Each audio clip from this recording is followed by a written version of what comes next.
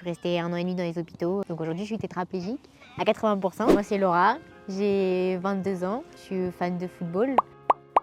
J'en ai fait pendant 9 ans. Puis ensuite, après, j'ai eu mon accident qui m'a fait tout arrêter. En fait, j'étais à une soirée, j'ai un peu traîné, etc. Ma mère m'a envoyé un message, elle m'a dit il est peut-être temps que tu rentres, ça fait tard. Et puis malheureusement, j'ai dû m'endormir sur la route à 1,5 km de chez moi.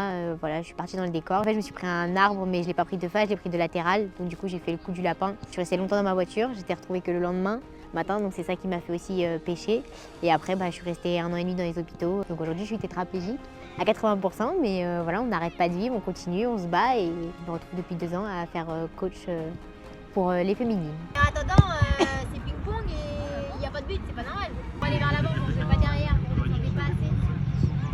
Donc là, on va repartir sur la même chose. Quand je suis sortie des hôpitaux, tout le monde m'a dit reviens sur les terrains et tout, et j'avais très peur de comment réagir, etc. Parce que forcément, quand je vois les autres sur les terrains, j'ai envie de rentrer sur le terrain, j'ai envie quand je vois que mes joueuses elles galèrent sur le terrain, qu'il y a une joueuse qui les dribble et tout, j'ai envie de rentrer la tacler, mais c'est pas possible, c'est plus fort que moi. Donc du coup, je me suis dit pourquoi pas, donc j'ai été tentée, et du coup, depuis ça fait 2 ans que je prends ce plaisir-là. Je me suis battue pour pouvoir avoir des diplômes, pour passer des formations, parce que c'était pas forcément adapté ou autre.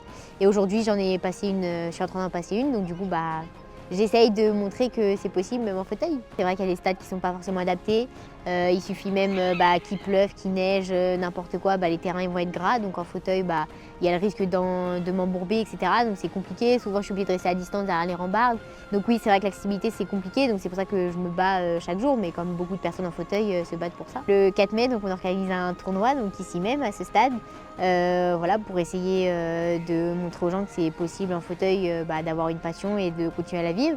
On aura aussi 2 ateliers, donc un c'est 6 foot et aussi le foot en béquille pour aussi sensibiliser, montrer que c'est possible autrement. Et à côté de ça, pour 4 catégories, les U11, U13, U18 et seniors féminines, voilà, un tournoi basique avec des poules, etc. Et après, on a une cagnotte aussi qu'on a mis en ligne pour du coup les gens qui ont envie de mettre des petits dons pour moi pour pouvoir acheter un fauteuil adapté afin que je puisse accéder au terrain facilement chaque week-end, malgré le temps, malgré tout, qu'on puisse y arriver.